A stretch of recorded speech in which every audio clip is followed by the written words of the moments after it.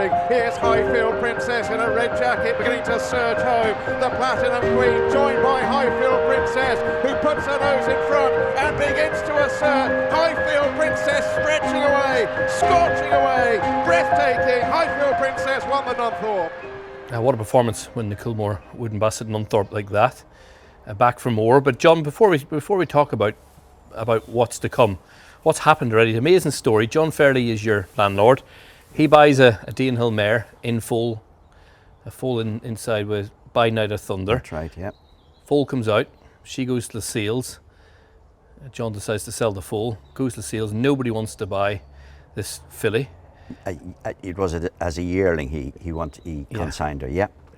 And no bids or didn't make a reserve anyway. Yeah, there wasn't a lot of there was limited interest in her, but you know, John does study breeding, and he thought I'd rather race her than give her away. Give her away, yeah.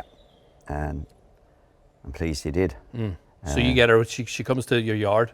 She was broken in. Anthony Ross across the road breaks John's in, and some for us as well.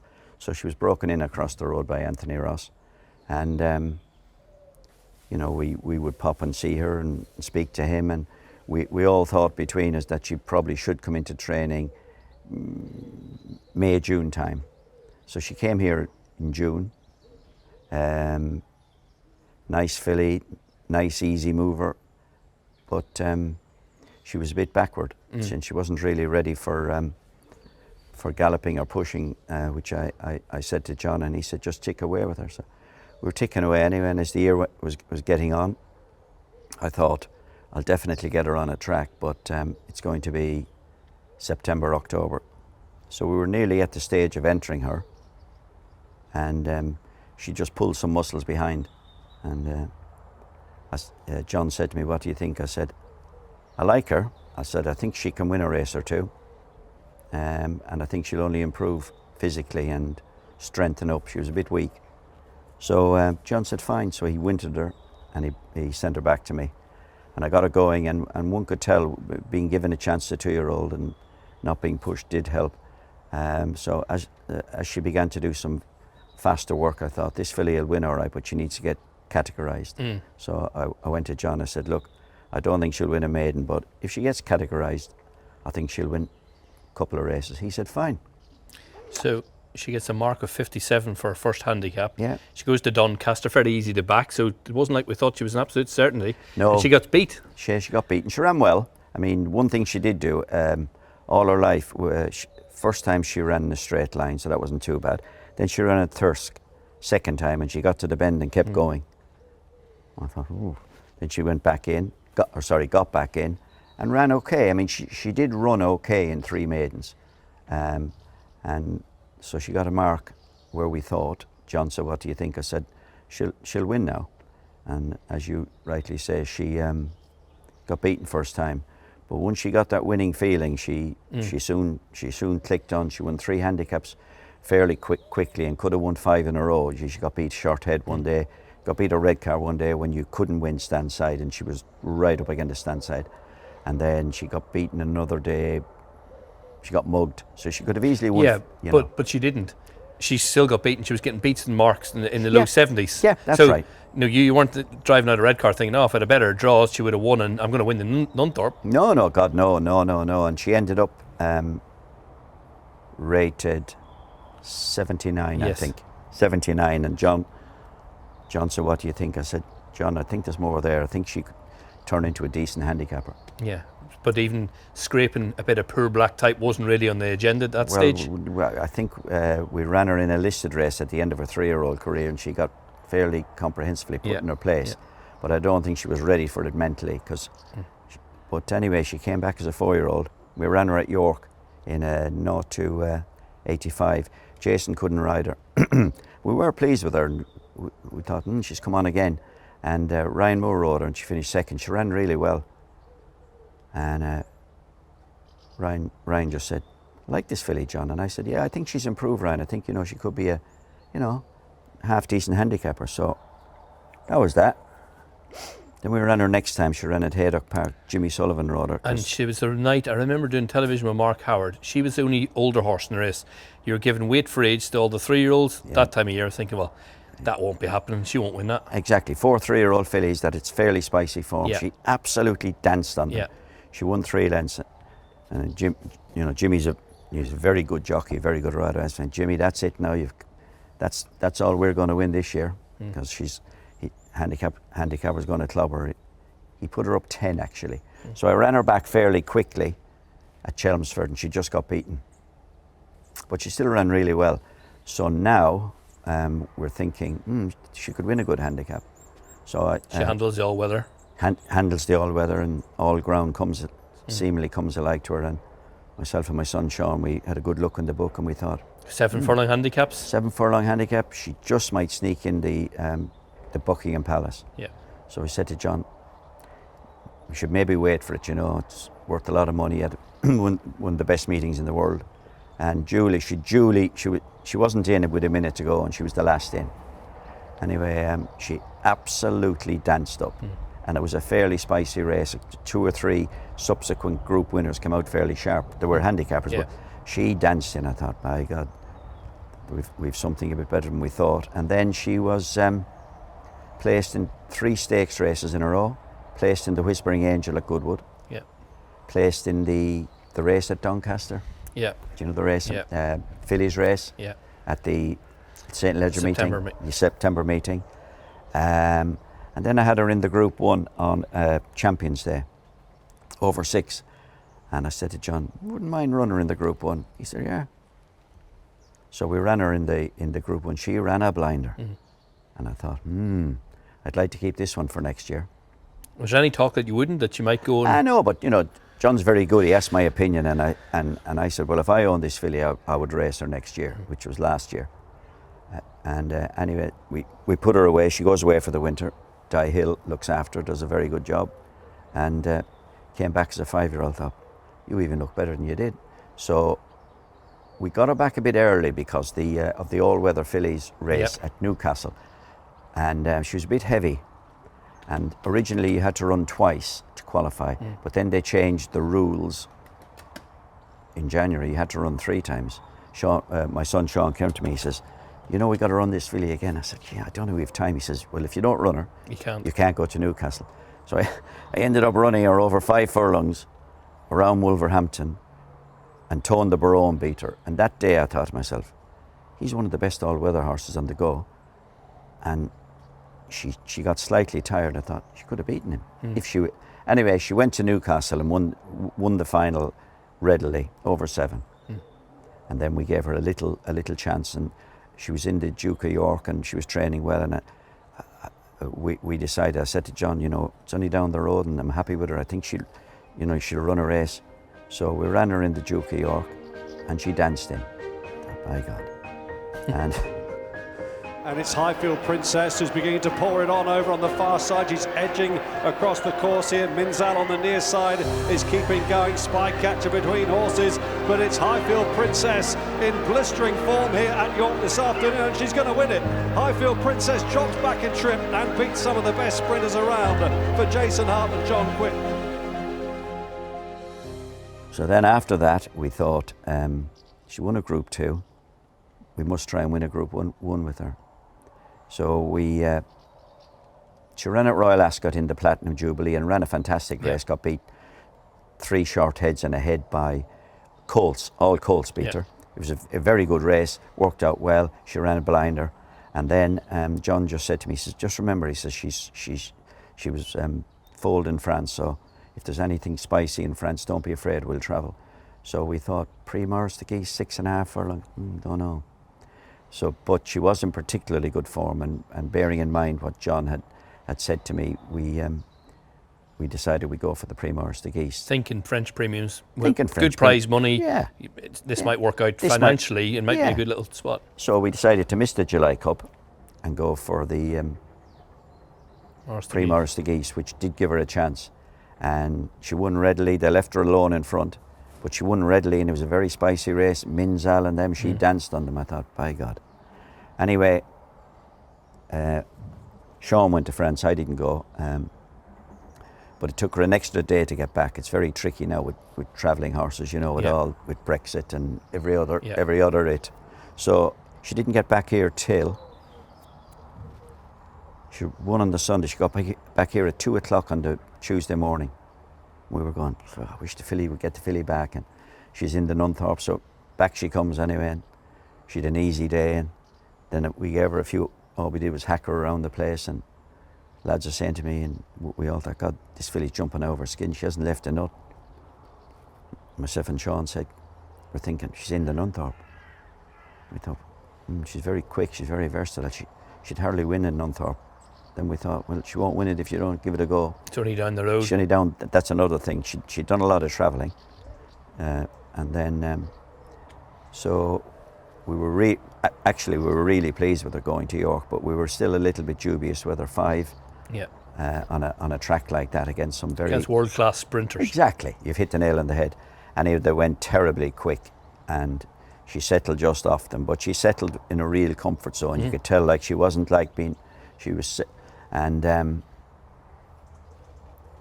2-year-old filly, Richard Fahey's, the Platinum Queen. Platinum Queen was swinging along in front, and Holly Doyle with 8 stone on her back. 8 stone on the back and swinging along. And anyway, between the 2 and the 1 hour, filly began to fill up and pick up, and she swooped in the last furlong and produced a fantastic performance to win the Nunthorpe. And you know, we were so pleased. Like, it's like your own backyard. It's, you know, home from home. I come from Tipperary, but I've ended up in Yorkshire, so this is where you know, it's fantastic really to have a horse good enough to win the Coolmore Nunthorpe. And duly enough, you know, she's very tough. She doesn't take a lot of training. She's easy on herself. She's a very good eater. She gets turned out every day, which I think does help her. But she came back from York, and she was in great nick. And we had her in the Flying 5 anyway at the Curragh. She'd never run in the Curragh, but the Curragh's a wonderful racetrack, as you know it well, and very fair track. And so off we went to the Curragh, her and Mr. Wagyu.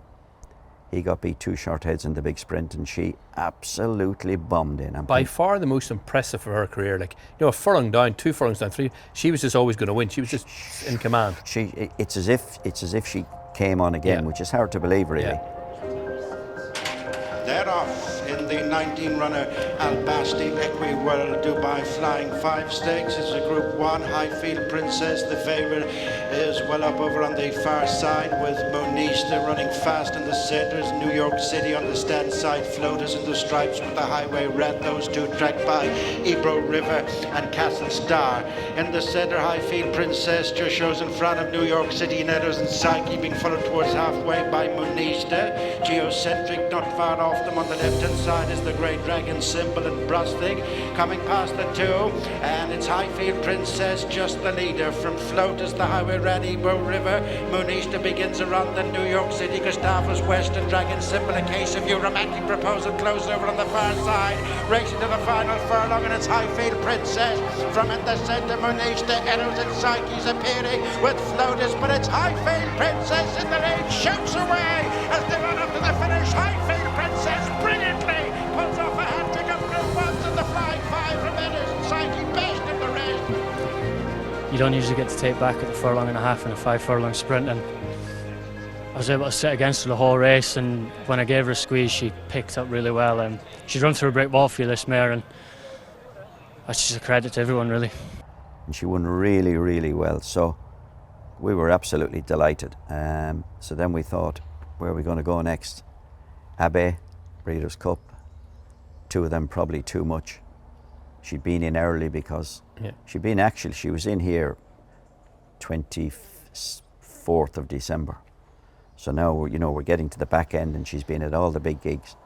She was your Christmas present. Yeah. So anyway, off we go to America, and he was in particularly good form, and she ran a great race. But what was the travelling like? What was the experience like for owner, trainer, horse? Great. I mean, they look after the owners, great. And Sean and myself, we loved it because we're there, and you're seeing how other people train the horse in the morning, and sure, like it's like, you know, for me it was a paid holiday. You know, Keeneland's a beautiful place. The Americans are very good at looking after people. We were there 2 years ago. It was the first meeting after COVID, and it was a bit.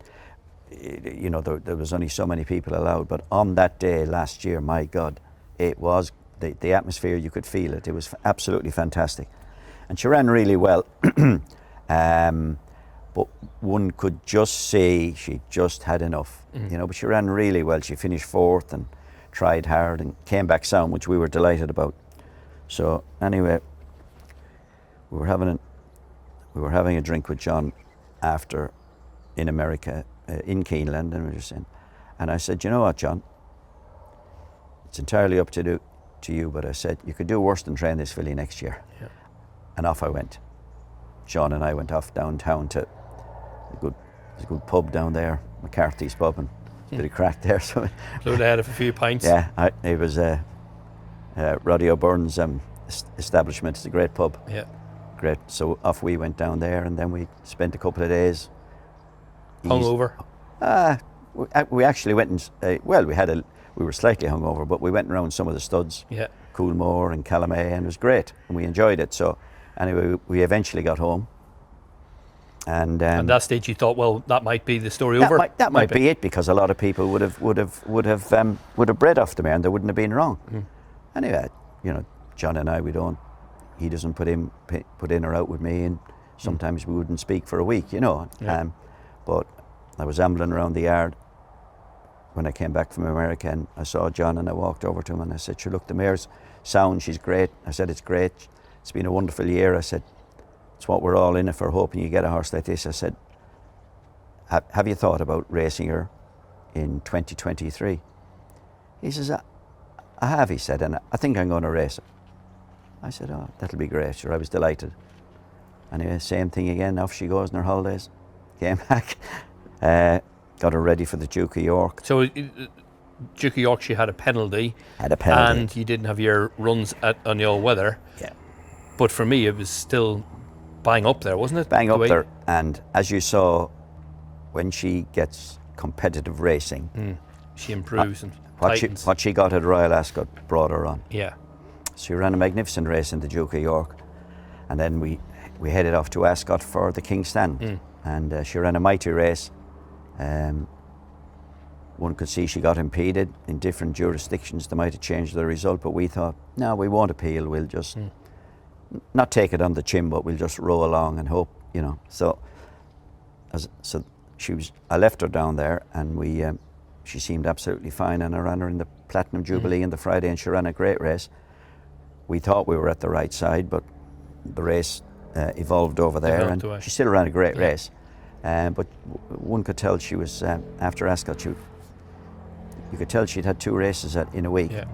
So we said to John, she was in the July Cup, and we said, no, I think we should leave her alone. We should go to Goodwood and hope she could get her head back in front again. Ease and grade slightly. Yeah, slightly. Yeah. There's no easy group races, as you know well. And tracks come alike to her, so I was fairly confident she'd handle the track. And she was working particularly well. The best she'd worked this year was the Sunday before Goodwood. We just gave her a blow on her own, because sometimes other horses annoy her, you know. Jason Hart rides her a lot at home, doesn't he? Does, yeah. He came to ride her the Sunday before Goodwood, and he couldn't pull her up, and that's her when he can't pull her up. And we were very happy with her. And Julie, she got her head back in front. 5 furlongs, the big sprint of the week. They're away, and breaking out well on the far side, Nymphadora. Highfield Princess showing speed over there, equality on that far side. Pontos towards the near side from White Lavender and the grey jacket equilateral, and on the right is Ladies Church in the green colours. Kurdos is further back from Silky Wilkie. Razel is the back marker at the moment as they run down the hill and head towards the halfway stage. Pontos leads the way. Highfield Princess travels up well. Nymphadora on the left. Further left coming there now is Equality. On the right is White Lavender in the grey jacket. Then Ladies Church equilateral pulled very much to the right as they run down towards the final furlong. Highfield Princess taking over. It's Highfield Princess, the odds-on favourite, that goes on from Equality. Down the near side, White Lavender is running on strongly. Razel on the far side. Highfield Princess leads inside the final furlong and draws away. Highfield Princess, she's all class, and Highfield Princess comes clear to win the King George. White Lavender just second from Brazel, and then back in fourth, Makarova. We've seen her that many times, but at Goodwood, after going a furlong, you could turn the TV off. The sort of, the race was won, wasn't it? Did you? I know it's different for you because you're in it. Yeah. We're outside the box just watching, but at Goodwood it just looked like so comfortable, and she had good Group 2 horses off the bridle, out of their comfort zone, beaten at halfway. At halfway, and like as you say, when you're involved, you take nothing for granted because it's not a game to take anything for granted. But I'm watching telly at the 2 marker, and I'm looking down through the field, and I'm thinking, my God, she's trucking.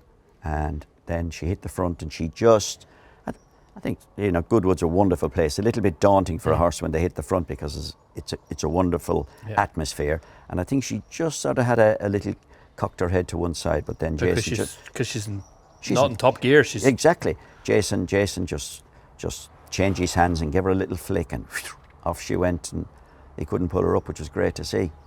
And I think it'll, she'd run really well this year, but she hadn't won. So it was great to get her back on track, and as I say, she's come over it really well. Is it stupid things that do you enjoy her? Do you know the pressure? She's short price favourite to win the Coolmore, Wootton, Bassett, Nunthorpe again. Yeah. Is it high pressure or is it enjoyment? Well, I'll be honest with you, I would take this any time because I've been training a long time, and it took me a long time to find one. To find a half decent horse. And but I've always enjoyed it. I enjoy racing, I enjoy working, I actually love being around the yard. I'm delighted to have one like her. I'm delighted to have a 2-to-1 shot for the Coolmore Nunthorpe rather than have a 33-to-1 shot. Horses are horses. Everyone's under pressure nowadays because of the scrutiny. All the information is available all the time. But as Sir Mark Prescott did say, the day you don't feel pressure with any runner you have is the day to put the licence in the envelope and send it back. It sounds like you've done a great job, and the way she's been campaigned over different trips, and we've seen lots of her as race fans. It's been great. Jason Hartsoff has been key, riding out at home, whatever, on the track.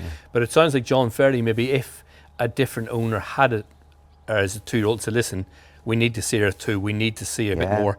You probably wouldn't have her. Well, I think if she was trained aggressively as a 2-year-old, it certainly could have had a detrimental effect on her, because she was very likeable, but she was a little bit weak and a little bit slack of her pasterns, and she actually strengthened up a lot every year. And she's a very pleasing attitude.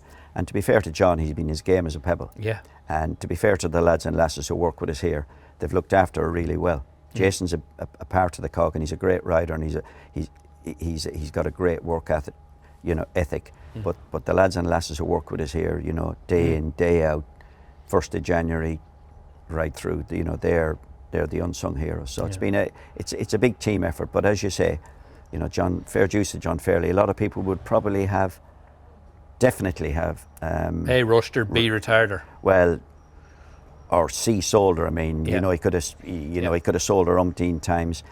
A lot of people were saying he should breed off her, but he said he would listen to me and Sean. We sit down, we have a little meeting every now and then. Nothing, Then we make our plans and off we go our separate ways, and we don't speak about it again until we have to. What's the plans? Coolmore, Nunthorpe? Coolmore, Nunthorpe. Five. Yeah. And then where? I think this year we'd like to take her runner in the Abbey, because that will probably be her last run in Europe. Then there's the Santa Anita, which is very tempting, but I don't know. I've got to speak to John and Sean again, but it's invariably you get terribly quick ground on a terribly sharp track. I'm sure she'd acquit herself well, but would it be her bag? I don't know. I have liked the sound of the Group 1 race in Hong Kong on the 12th of December. Yeah. 6 furlongs round 2 bends. That'd be more her bag, Right.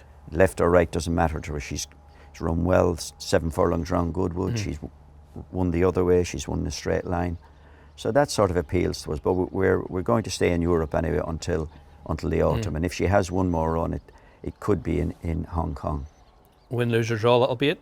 I think it'll have to be it, I think so. It's been some story, like, character building, Cheltenham Festival, Countrywide Flame, Triumph Hurdle, your Blythe Knights, your Liberty Beaches, your good horses, lots of them. Yeah. But there's just something different about her. She's been an absolute superstar. Yeah, you know, we've been very lucky over the years. It took me a long time to get a good horse, but we've had 9 or 10 really good horses. The Wow Signal was probably the best 2-year-old that we trained. He was a very, very good horse. And you know, we've had a few very, very good fillies and a few very good top-class handicappers, which a yard needs them. But she is something else. She is, you know, on stats, on whatever way one looks at it. I mean, she's champion European all-age sprinter. And I trained for some Australians, some very nice lads who are well into the stats and that, and they say, on the stats, fillies only, she's probably the best sprinting filly in the world. So it's a privilege to have a filly like that. She's very good, but you've done some job with her. Well, you need the right horse, you need the right people working with you. You need the owner who'll sort of let you roll away. You need a bit of luck, and hopefully then it all comes together. And please, she's come along. I think it's a bit more than luck. We can't wait to see her as race fans at York. Very best of luck. Thank you ever so much.